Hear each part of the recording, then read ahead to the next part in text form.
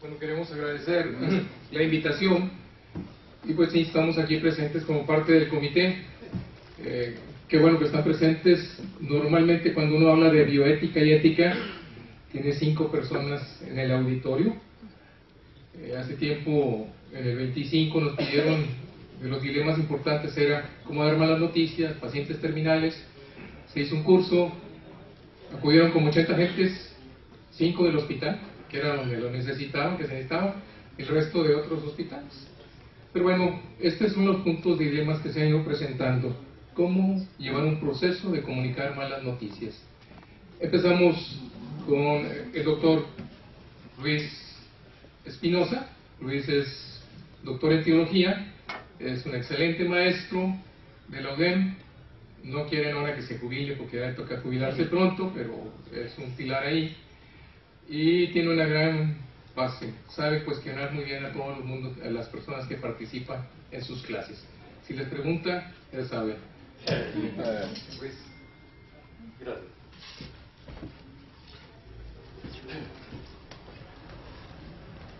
A mí tengo una enorme ventaja que cuando me pidieron hablar de dar malas noticias entre médicos, dije, bueno, no hay problema, porque siendo paciente sé que lo primero que uno espera de un médico son malas noticias.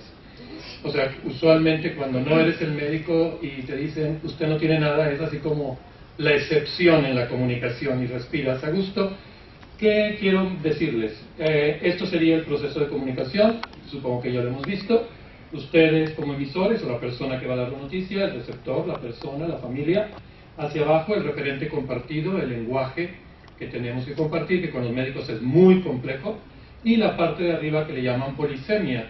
Cuando ustedes dan un mensaje, se abre una posibilidad de sentidos en la mente de la familia, de la persona. Si a ustedes se les ocurre decir, está usted muy mal, ¿verdad? O recuerdo mucho que un día me hizo Fernando un comentario y salió alto el antígeno prostático, y mi mente, al ver los resultados, ya estaban viendo el tipo de ataúd, ya estaban, o sea, capten que cuando ustedes nos piden algo y ahora los laboratorios te mandan abierto y a ti un resultado y todos googleamos, la polisemia es espantosa.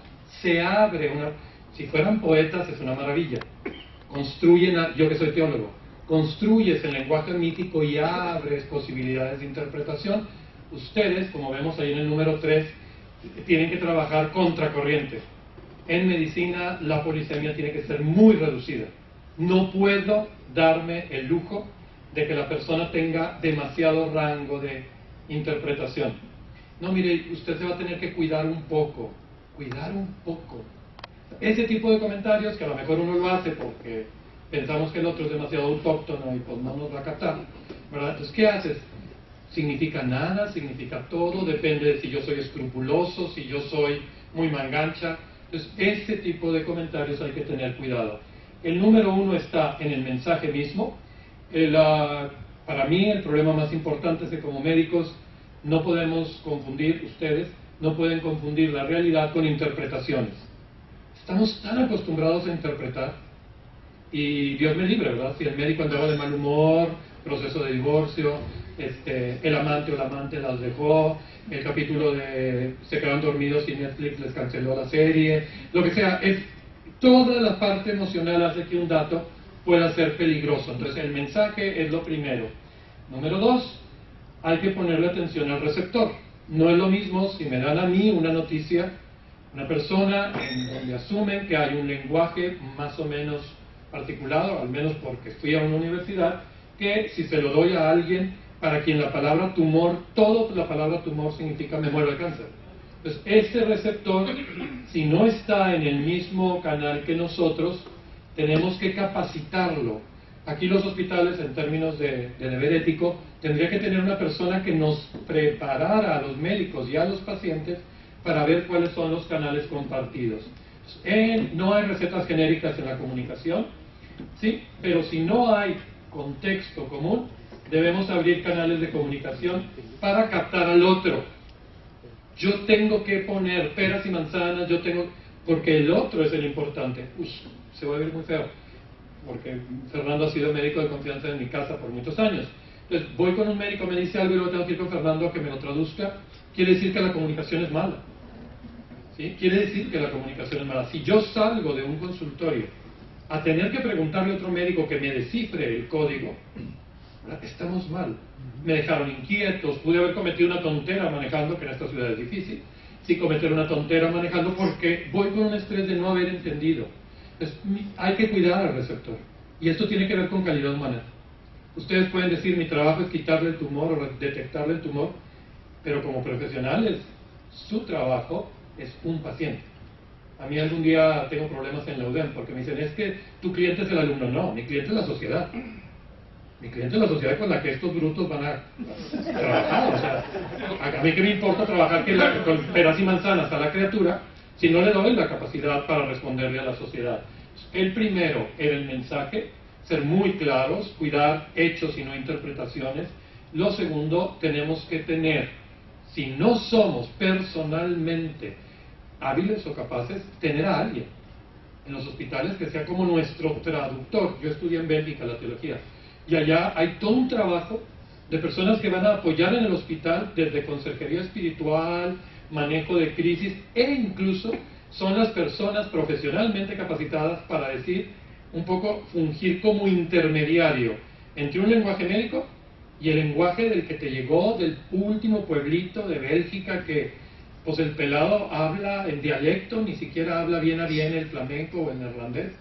Entonces, estas personas o los hospitales tendríamos que asegurarnos, ¿sí?, de que la persona entienda si es algo grave, si es muy grave, si es fatal, si es terminal, ese tipo de cosas. Y como decíamos, el tercer punto crítico, usualmente en medicina el receptor tiene mucho menos profundidad en términos del referente. No, es que ustedes ya se acostumbran, hacen bromas. No, es que esto, y se nombran medicamentos y uno, estamos allá afuera y yo, ay no, simpaticísimos sus chistes. Pero yo no tengo el referente, ¿sí? Yo no tengo el referente, entonces mi referente es muy pequeño y mi mente se abre hacia la polisemia. Yo tengo que estar interpretando. ¿Y qué ocurre, verdad? ¿Qué ocurre cuando mi acto de comunicación abre demasiadas posibilidades? Entre más grave sea la noticia, datos duros, mensajes cortos matan todo lo demás. Es mucho mejor soltar un peñasco y poner la mano, decir aquí estoy, necesito tu explicación, que tratar de endulzar, porque cuando un médico endulza algo es peligroso. ¿Sí? O sea, su gusto sacarinoso puede ser riesgoso para mi salud. Porque sabe uno que, no, mire, es que ya cuando te empiezan a hablar así dices, ya valió.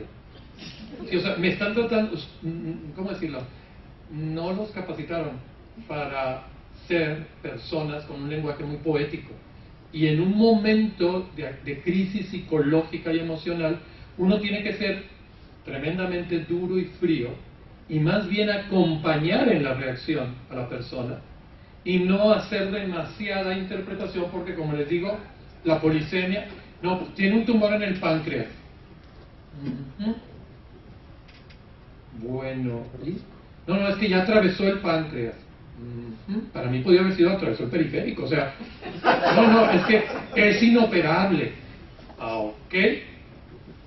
Hasta que ya, como la cuarta, ¿verdad? Es que es fatal, mire, a su papá le quedan entre 4 meses. Bueno, ya. O sea, digo, yo podré desmayarme y patalear y mi mamá llorar y lo que ustedes quieran, pero que te digan, señor, mire, se hicieron estas intervenciones para evitar mayor dolor, esto no hay vuelta para atrás, datos duros. Si aún así está dando datos duros, la gente no les va a creer y va a googlear y va a andar buscando hierberos, milagros, etcétera. Es mejor. 4 reglas y con eso termino. 1. Evitar generalizaciones. Bueno, este tipo de cánceres, a la gente no nos gustan los promedios. Nos gustan que nos traten como persona, en primera persona, que nos digan su cáncer. Segundo, tanto el emisor como el receptor tienen que creer y van a crecer en el momento en que yo les tenga confianza a ustedes, porque me están hablando a lo pelón. Sé, y soy el primero, lo puedo decir así, que ustedes cuando tienen un conocimiento de una familia, en una situación ideal, médico de Gualahuises, conozco a mis 4.500 personas, pues yo podré decir, mire, si le digo a la señora se lo va a platicar al marido en el momento, porque tengo una relación. En la mayoría de nuestros hospitales no es así. Y yo tengo que asegurarme que el paciente reciba por mí o por la otra persona familiar, pero estando presente de mí, la noticia. Entonces, uno, no generalizar, siempre es todos, es evidente. Dos, permitirnos crecer. O sea, me voy a desmoronar, voy a llorar. Es que traigo un infarto y si le digo que quién sabe que a lo mejor se me muere. Ese es un riesgo que tenemos que correr. No le voy a decir al otro, no, usted está re bien para que no se me vaya a infartar, ¿verdad? Cuando no está bien. Tenemos que creer en el paciente. Tenemos que creer que el paciente necesita llorar y sentir dolor y pasar su tragedia. Si no están ustedes preparados, otra vez, consíganse un profesional que esté preparado. ¿Sí? Tanatólogo, lo que ustedes busquen. Y tercero, así una síntesis, una comunicación efectiva aparte de que llegue a un grupo de receptores. El mensaje supone una respuesta operativa que no debe dejar espacio a la polisemia, no hacer poesía. 3, la claridad del mensaje debe evitar la generalización, porque las personas no ahorita no hago el ejercicio, allá en la clínica 25 los hice todo un ejercicio de mapas, para que vean qué tan acostumbrados estamos a que nuestro lenguaje es el único lenguaje. Y de repente los mismos médicos se daban cuenta de que, oh crap, no es cierto. Y sobre todo con la generación mutante, los millennials, ya nuestros doctorcitos jóvenes ya no manejan los mismos conceptos que uno maneja. Yo les decía, no hombre, ¿por qué no se quedan los residentes? Y le digo, no hombre, esos le van a mandar un tweet. ¿Sabe quién se está muriendo? O sea, no es cierto, estoy siendo cruel. Pero la relación médico-paciente va a evolucionar y eso se tendría que analizar, pero no es el momento. Los datos duros respaldan argumentos, la interpretación siempre requiere tacto personal. Este es el dato. Oiga, pero ¿qué podemos hacer? No den ustedes respuesta, luego la gente los va a andar demandando. Entonces, no den respuesta. Bueno, ¿qué les gustaría hacer? O sea, si yo le dije que le quedan 4 meses, y, ¿qué puedo hacer, doctor? Pues prepararse, rezar rosario, viajar a Chalma.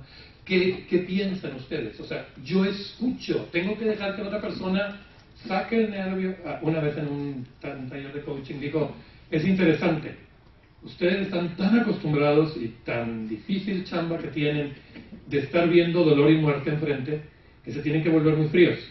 Pero es impresionante porque los pone muy nervioso el llanto del que esté enfrente.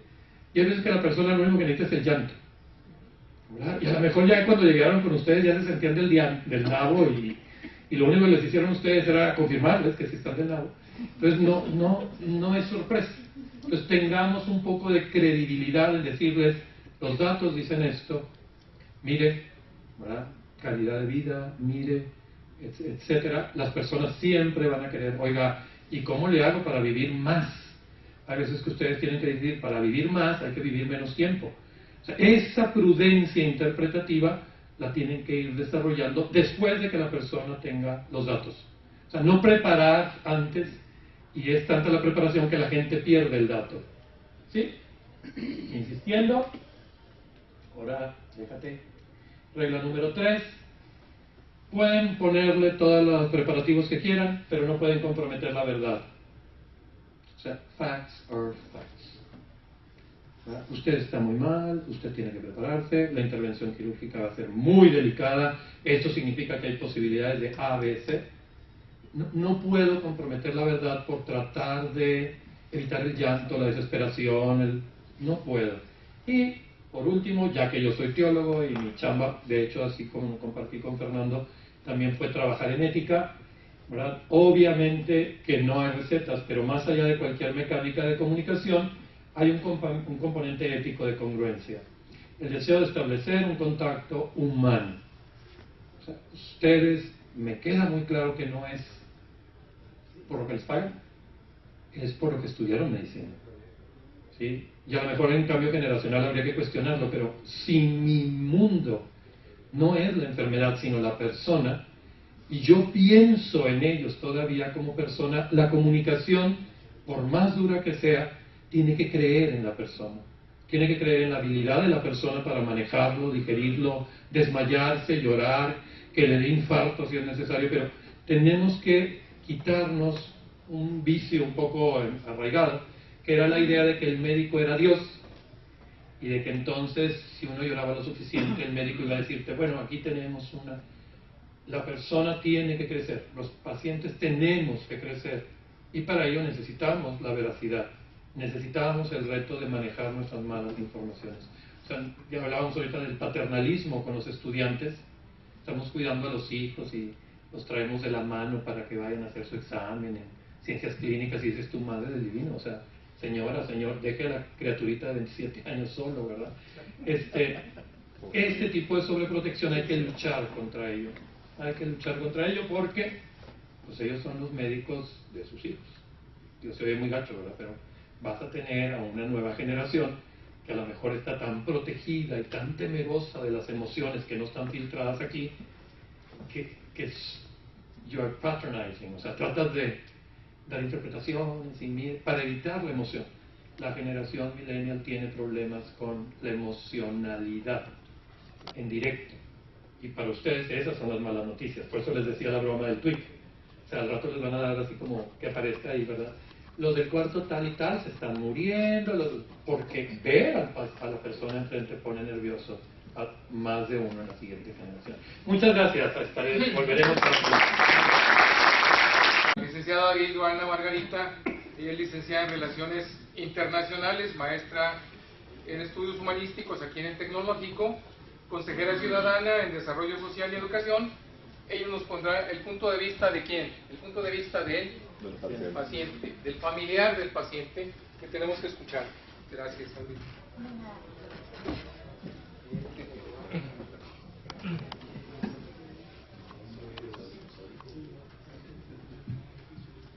Pues es bastante curioso trabajar en este comité de bioética con personas tan vividas, tan experimentadas y con tan buen humor como los doctores aquí presentes, ¿no? Ya no de vida, diría yo.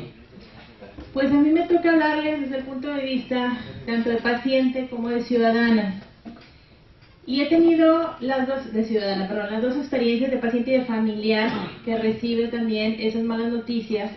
Y no me quise sesgar tanto, es decir, yo me di cuenta de que tengo mis experiencias, pero como mi área de expertise son las ciencias sociales, pues yo busqué hacer un sondeo entre varias personas también y a ver, dependiendo de sus casos, que me comentaran cómo les dieron sus malas noticias, qué les gustó, qué no les gustó, y entonces de ahí ir pues rescatando, digamos, aquellas mejores prácticas que luego ya las fui confirmando un poco con algunos artículos, y pues lo que acabamos de escuchar también tiene mucho que ver con esto. Sin embargo, sí creo que el lenguaje y sobre todo el partir de la empatía hacia el otro es sumamente importante. Y los doctores, yo vengo de familia de doctores también, de médicos, todas las mujeres en mi casa, somos 3 mujeres, hermanas, 2 mujeres hermanas y mi mamá son médicas, las 3 súper duras. Yo no quise ser doctora porque dije que era muy torpe con las manos, pero creo que tampoco soportaría ese tipo de dolor. Al final de cuentas, ustedes manejan tantas emociones, tanto dolor, que como dicen, tienen que poner una barrera. Entonces, yo no le puedo pedir a ustedes, doctores, que asuman mi rol de mamá cuando me dan la mala noticia de que mi hijo tiene migraña, ¿sí? Que tiene migraña desde los 7 años y que nada más me digan, pues es genética y no sabes si se le quita, si no se le quita, cuándo, cómo, nada, ¿no? Y obviamente como mamá no lo acepté y me puse a buscar más diagnósticos, más fui con oftalmólogos, oculistas, alergólogos, hasta que me dijeron, mira, sí es migraña, sí, pero tienes opciones y tu hijo puede tener calidad de vida. En fin, para eso ya había tenido una crisis muy fuerte, ya me había tocado verlo desmayarse, ya me había tocado verlo vaguear, ya me había tocado, yo nunca esperé nada de eso.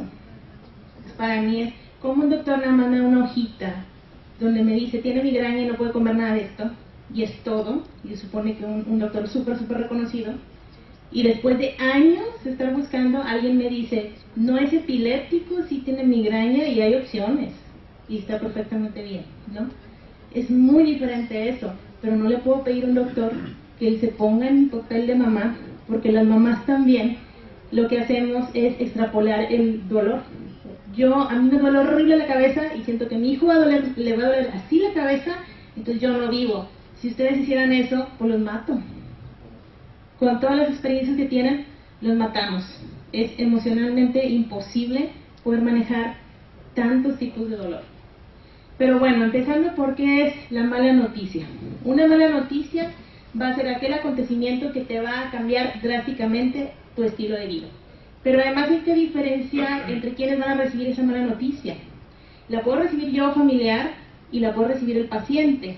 Y también puede recibirla un niño sin querer, como cuando yo estuve haciendo esa búsqueda de adopciones y siempre lo llevaba a él, y yo misma no me daba cuenta de que él estaba escuchando todo, ¿sí? O puede simplemente ser tratada por el familiar, y va a haber por lo mismo intereses diferentes. El familiar que no acepta un diagnóstico y el paciente que quizás ya lo que quiere es tranquilidad. Entonces, también eso determina cómo van a comunicar la mala noticia. La mala noticia entonces la reciben tanto el paciente como los familiares, quizás con intereses diferentes.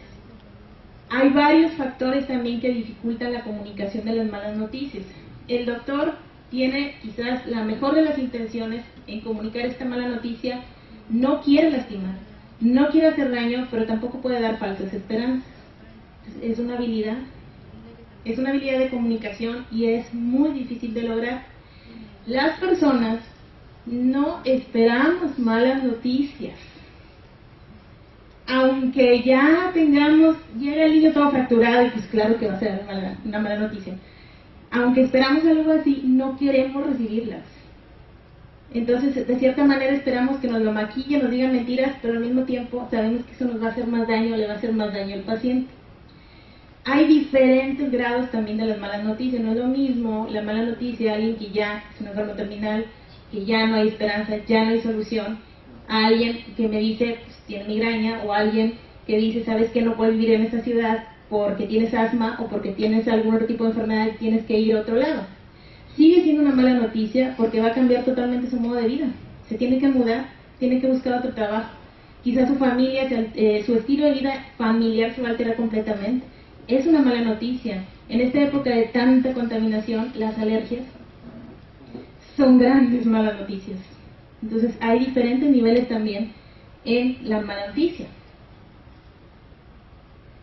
Uno de estos ejemplos de una mala noticia muy grave, pues ustedes conocieron el ejemplo del ciclista Lance Armstrong, de ser un campeón mundial, aunque después se le haya también acusado de doping y demás, que eso también fue una muy mala noticia para él.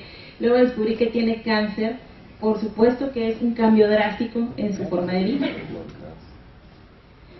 ¿Cuáles son las consecuencias de dar una mala noticia erróneamente? Primero, le estás añadiendo un sufrimiento innecesario a la persona. Después, hay un deterioro en la relación médico-paciente. Como a mí no me diste la noticia como yo lo esperaba, yo ya no te tengo confianza. Y voy a buscar a otro, es como dice, voy a buscar hasta el chamán, que me diga lo que yo quiero oír. Y a lo mejor no puedes concluir el tratamiento exitosamente. Esa mala noticia puede a la vez tener una opción, pero yo la estoy minando porque no supe dar la mala noticia. Hay una afectación emocional que va a incidir en la evolución del paciente. Ustedes saben que las emociones también afectan en la evolución de la enfermedad. Si el paciente está muy deprimido, menos ganas le van a dar de salir adelante. Entonces, la manera en que estamos comunicando la mala noticia puede ser que ya lo ubique, ya no tengo remedio, ya no quiero vivir, ya no quiero ver a nadie, ya no quiero salir adelante, ya nada, o a que acepte un tratamiento que a lo mejor va a ser muy invasivo, pero que le da, hay opción para salir adelante. Depende de cómo le demos esa mala noticia.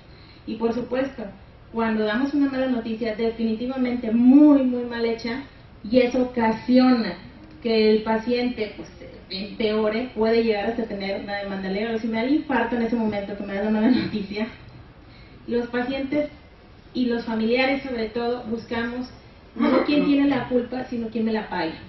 Entonces voy a ver la manera de hacerle pagar a alguien por no haber sido lo suficientemente empático y sensible para comprender mi dolor, o el de mi hijo, el de mi papá, el de mi mamá, en fin, voy a buscar quién me la pague. Entonces, realmente sí necesitamos poner mucha atención los doctores en cómo comunicamos una mala noticia.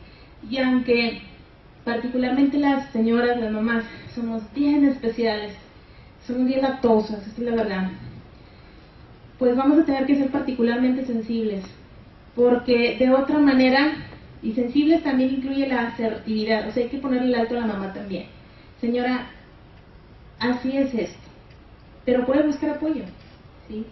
Le ofrezco estas opciones, esto y esto, ¿qué quiere saber de la enfermedad? Esto y esto y esto. Si le seguimos el juego a la señora también, que no quiere aceptar que hay un problema, va a alargar también más el sufrimiento del paciente, si es un familiar, o de ella misma. ¿Cuáles son nuestras expectativas de los pacientes y de los familiares? Definitivamente no recibir malas noticias, pero pues esto probablemente no sea posible. Y en este caso a ustedes les toca decir unas malas noticias. Que nos den esperanza, pero a veces la esperanza pues más bien va a alargar el sufrimiento. Es que es complicado. No quieres que te dé una mala noticia y a la vez quieres que te dé esperanzas. Entonces, ¿cómo te digo? La verdad es que, pues no, digo, te vas a morir. ¿Sí? O bueno, no vas a poder llevar el mismo estilo de vida que antes, ¿sí? Pero vas a tener, con algunos cuidados, una buena calidad de vida. Siempre esperamos una varita mágica que me quite de entrada sí la enfermedad, porque aparte queremos un tratamiento que sea sencillo, indoloro, con mínimas complicaciones, corto y barato. Todo eso influye en lo que es la mala noticia. Un esquema de salud, una enfermedad, trae costos de todo tipo. El pensar en todo lo que voy a tener que estar pagando en un tratamiento, eso es una mala noticia también, para el familiar o para el paciente si él solo es el que se tiene que sostener eso. Entonces, ante todo, lo que se les pide como doctores es simplemente sensibilidad. Simplemente es una palabra muy arbitraria, porque no es nada sencillo. Necesitamos decir la verdad, pero poco a poco, contacto. En el sondeo que yo estuve haciendo, les molestaba que le dijeran así de entrada, ¿sabes qué? Pues tu hijo no tiene un riñón y lo acabamos de detectar después de 18 años. Y le dicen al niño, y es real, y le dicen al niño, pero ¿sabes qué? Pues no pasa nada, mira, tú vas a poder seguir haciendo tu vida normal y no sé qué, nada más que luego si te da azúcar y luego no sé qué, y bueno, y si mejor tratamos de evitar que le dé azúcar, en fin, ¿no? La informalidad les molestaba mucho, el que se lo tomaran muy a la ligera, o bien, tengo un comentario aquí que decía, extremadamente reales, ya con fecha de defunción, con costos, con esto, con lo otro. Oye, pues tampoco, ¿verdad? O cuando de repente en el argot médico, entre ustedes ya es tan común hablar de una persona, más bien como una enfermedad, como en la universidad a veces con números, puras matrículas, que es tan simple y sencillo, pues es que en realidad se murió por esto, pero no por lo otro. Pero estamos hablando de una persona. Y atrás de esa persona hay gente que depende de ella o que le tenía estima. Cuando llegaba mi hermana mayor a la casa a hablar sobre sus hallazgos de medicina o con un cráneo, lo ponía así en la mesa cuando todos estábamos platicando, con un desparpajo y un cinismo estilo Dr. House. Es urgencióloga. Cuando yo tuve a mi hijo, fue de parto natural, yo iba pues llorando, muriéndome de dolor, y ella, no vayas a gritar como toda esa bola de viejas lloronas. Y yo, ok, como así nos está doliendo, ¿verdad? Ese tipo de ejemplos, como que de repente se vuelven muy cínicos, es la palabra, porque ustedes están inmersos en el dolor, y es una forma de protegerse también ustedes. El encontrar un punto medio es bastante difícil. Crear falsas esperanzas y alargar el sufrimiento y los costos tampoco es ético. El que me traigan vuelta y vuelta y vuelta, diciendo, no, mira, por aquí, por acá, y pague, y pague, y pague. Y la verdad es que no. Pues, por favor, mejor díganme la verdad y de qué manera puedo hacer esto lo menos doloroso posible. Eso es todo. Dar opciones e informar claramente en un lenguaje comprensible para el paciente y sus familiares. Diagnóstico, causas y consecuencias. Comprensible, no es el lenguaje de ustedes, ni el del abogado, ese es incomprensible totalmente, ¿sí? Es el nuestro, como mencionaba el cáncer de páncreas, ¿y eso qué es? ¿Con qué se come? ¿Cómo? El caso también de un compañero con un cáncer en un ojo, y en Estados Unidos, que le explicaran, en fin, qué difícil poder comprender todo eso. Bueno, la habilidad de comunicación implica también que tú tomes en cuenta tu público receptor, que te pueda entender en cualquier nivel socioeconómico y de educación. Contestar dudas, dar opciones e informar claramente en un lenguaje comprensible para el paciente, recomendar centros de apoyo de especialistas cuando dan la noticia de que tiene Alzheimer a alguien. El problema es para el cuidador. ¿Cómo le haces? ¿Cómo le ayudas a esa persona que va a estar siempre pendiente de una persona que a lo mejor ya ni lo reconoce? Qué difícil. Entonces necesitas orientarlo a aquellos centros de apoyo que le apoyen, que le ayuden para poder asimilar esto. Esa labor sí la podemos hacer los médicos, sí la pueden hacer ustedes los médicos. Estas habilidades de comunicación son difíciles de comprender también para ustedes porque han sido entrenados en este binomio de salud-enfermedad. Está enfermo, está sano, o se va a morir por Twitter. Pero no solamente se pone en juego la palabra, sino también la comunicación no verbal. Qué desesperante, qué molesto es que tú estés con un médico y no te vea los ojos. Que esté todo el tiempo agachado o esté viendo el WhatsApp o tal, mientras tú estás alarmado por lo que le pasa a tu papá, a tu mamá, a tu hermano, a tu hijo o a ti. No te vea los ojos, no te está escuchando, está escribiendo una receta como cualquier otro. No le importas tú como persona, eres un número más. Y por eso a veces también tienen la fama de que lo único que quieren es sacar dinero, como muchos otros profesionistas, no solo los doctores. Así que cuidar mucho también nuestro lenguaje no verbal. Tal vez es porque así fueron educados, el contexto sociocultural pesa mucho, tal vez es por esa barrera que tratan de poner para no verse implicados en ese proceso de dolor, pero a todos, incluyéndolos a ustedes, les encanta hacer chistes, por ejemplo, ¿verdad? ¿Sí? Les encanta, les gusta que exista ese proceso de comunicación entre emisor, receptor, mensaje así, uno a uno. A todos preferimos esa interacción. Entonces el hecho de plano que nada más, ¿sabes qué? Así es y punto, ni te veo, ni te escucho, ni cuestiono, ni te pregunto, ni nada, no te pregunto cómo te sientes, pues de plano no te dan la más mínima confianza. Hay que ser asertivos, saber decir cuándo sí, cuándo no, y sobre todo ser claros. Desde el punto de vista de una persona que no es médica, no es doctora, pero ha vivido estas experiencias y sondeo con todos los demás las experiencias de un paciente o de ser familiar de un paciente, eso es lo que yo sugeriría en términos de comunicación para poder dar las malas noticias. Ninguno de nosotros ni ustedes quisiera recibir malas noticias. Es solamente un poquito de empatía. Hay que saber decir que no, es cierto, poco a poco, y ofrecer opciones. Eso es lo que yo tendría que decirles a ustedes.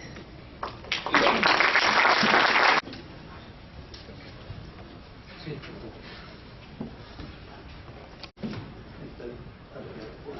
Arriba es el tuyo. Es doble.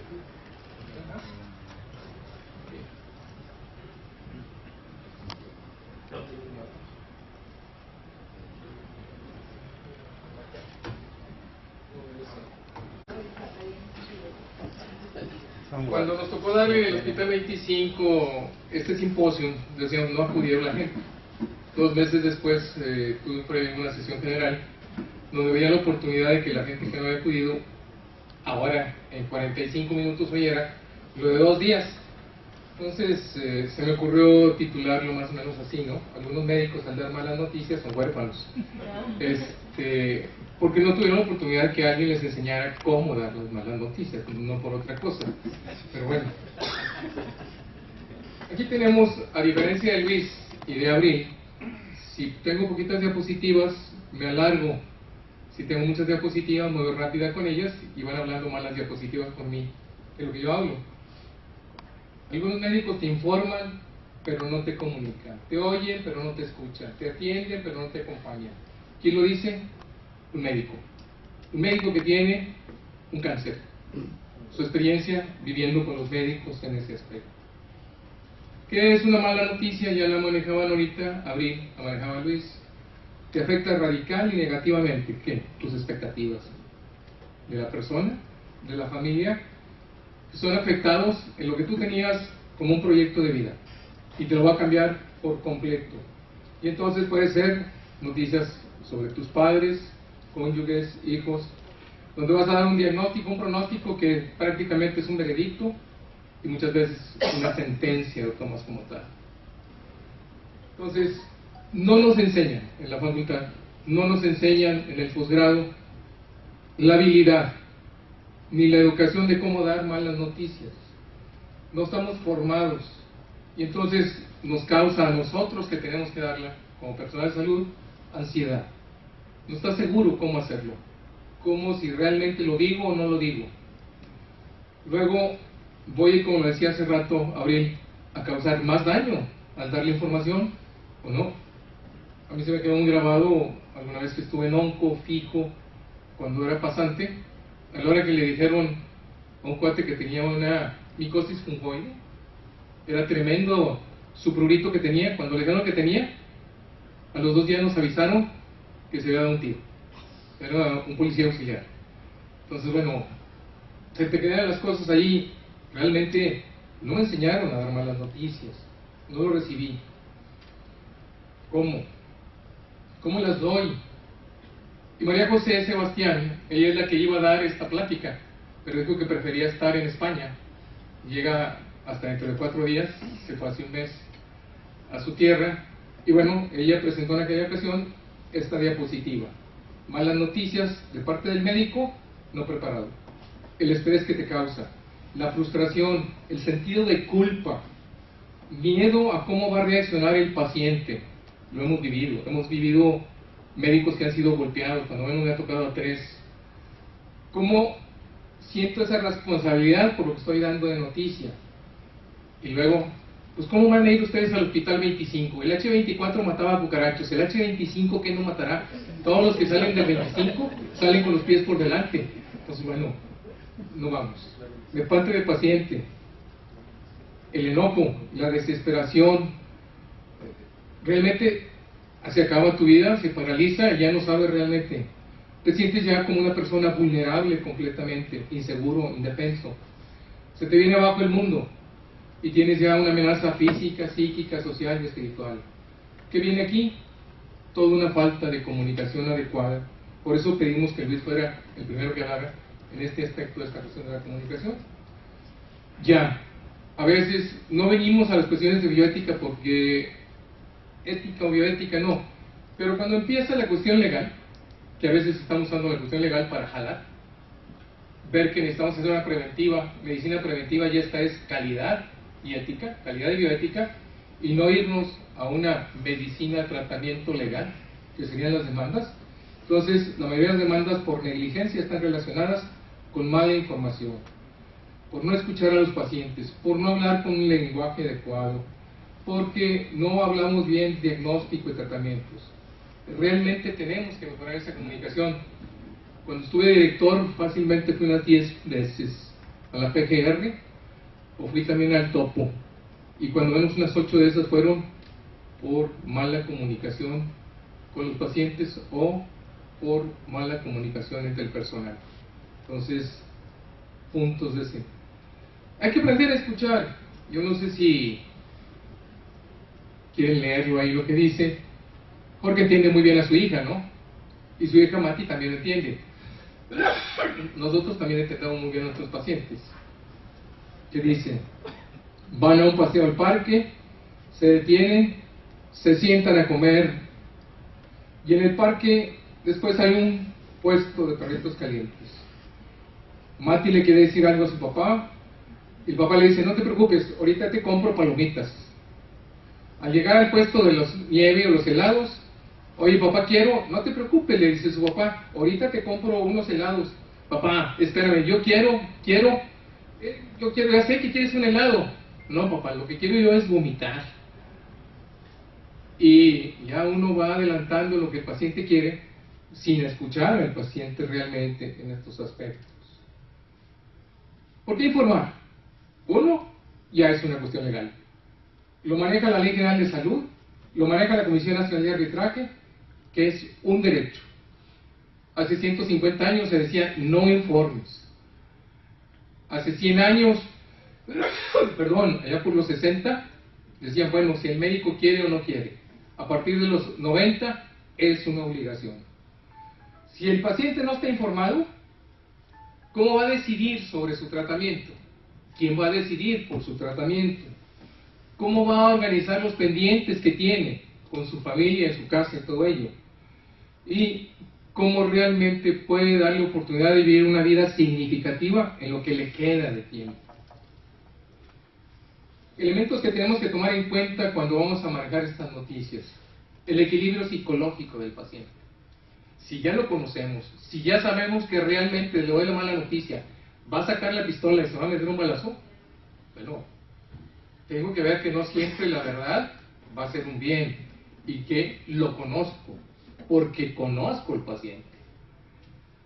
El tipo de enfermedad que tiene, no es lo mismo que le digas, pues sí te operamos y era una apendicitis y ya, a que te operamos y lo que tenías ahí era un cáncer de colon. Cambian las cosas. La edad, no, pues ya vivió. El doctor Colunga tiene cerca de 70, ya vivió, entonces pues cualquier noticia que le des no hay problema. Impacto emocional sobre la parte enferma. ¿Qué tratamiento hay? Y un punto bien importante, el rol de la familia, el rol en la sociedad que se va presentando. Entonces, los dos extremos. Le decían de una paciente joven, 20 y tantos años, con un cáncer de páncreas raro, fue a Estados Unidos. En el momento que entra con el médico, le dice, ya le han mandado el expediente y todo, a Estados Unidos.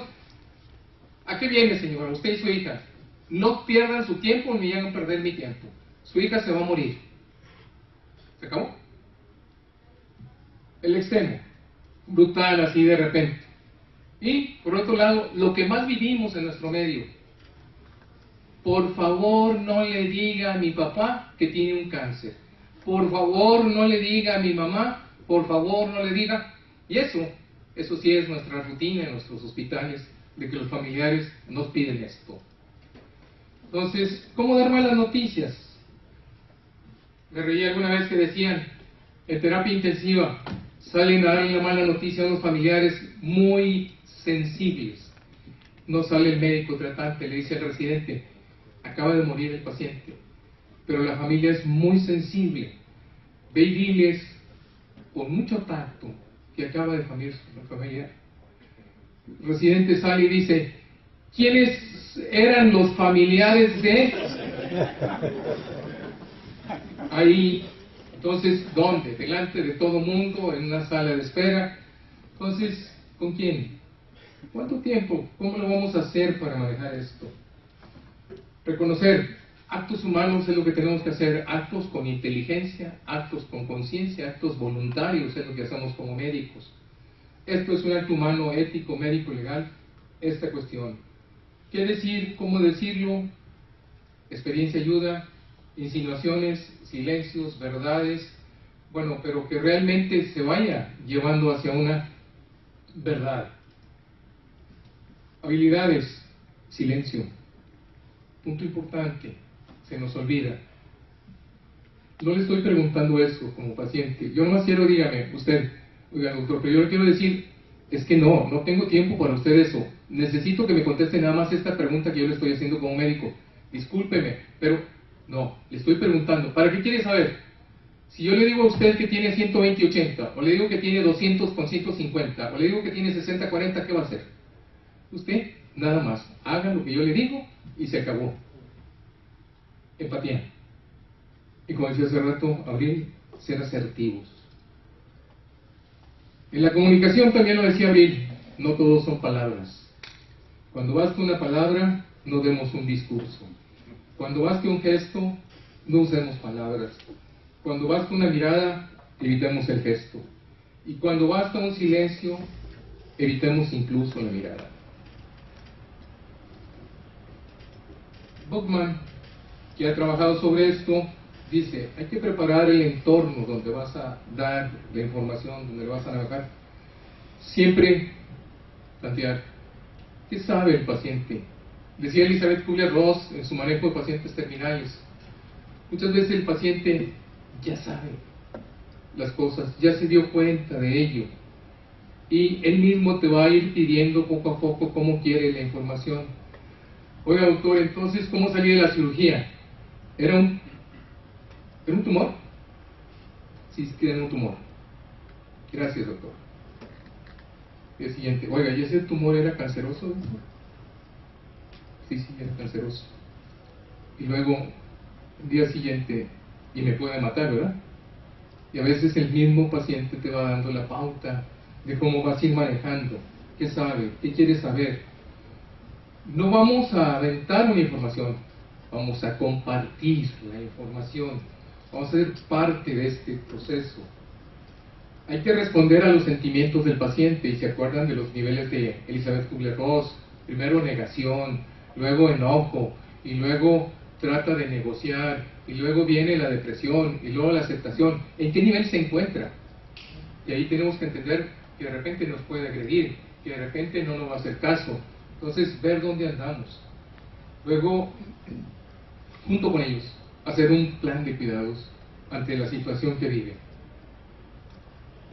El plan integral que tiene el Departamento de Oncología de Andalucía de hace 5 años dice: proporcionar a pacientes y familiares una adecuada información, diagnóstico, pronóstico, etc. Un requisito básico es un tiempo y un espacio adecuados, que a veces es lo que nos falta, a veces mandamos a otra gente que da la información por nosotros. Tercero, en todo momento asegurarse que haya una intimidad. No decirlo a los 4 vientos, no decirlo es directamente a la familia, directamente a la persona, con ellos, no delante de todo el mundo, en un sitio. El cáncer, cuando se oye esa palabra, el departamento de oncología, pues va a tener diferentes etapas. Hay que ir adecuando, hay que ir acompañando en ese proceso y dando información en cada proceso evolutivo.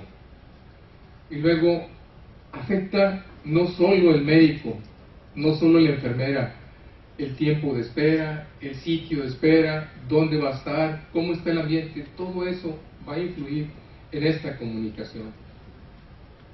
Hay que buscar una adecuada comunicación, manejar habilidades y conocimientos específicos sobre ello. Ya nos decía ahorita Luis, va dirigida a cada paciente para que él tome parte activa, él sea quien vaya junto con nosotros llevando el control de su vida y de su enfermedad. Diálogo abierto y permanente, y a veces es bueno apoyarlo también con material escrito.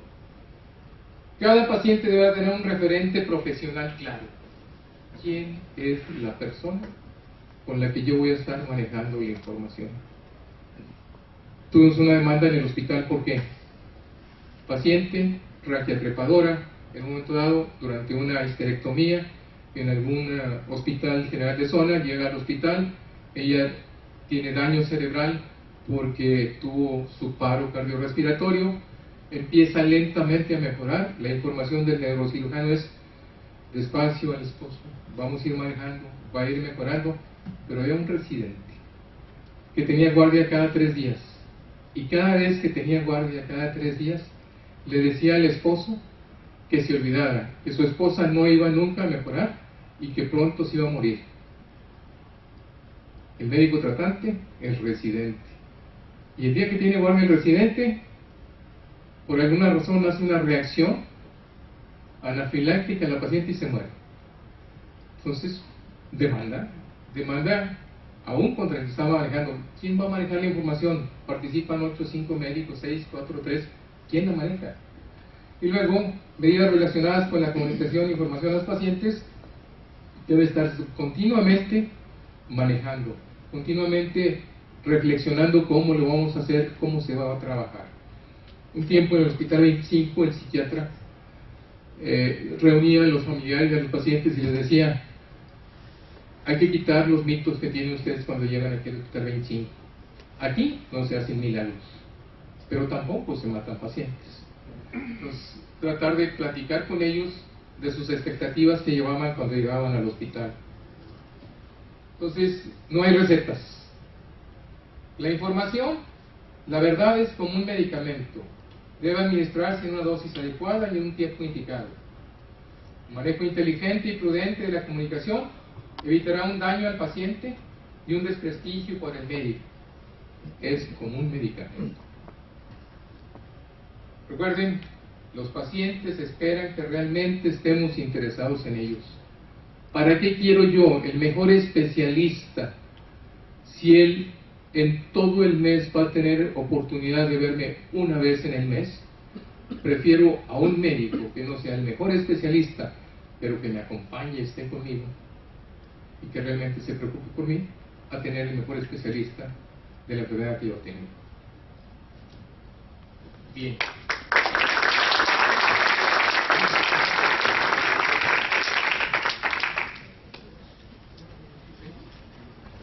Muy bien, pues muchísimas gracias. Si hay alguna pregunta en el auditorio o algún comentario adicional que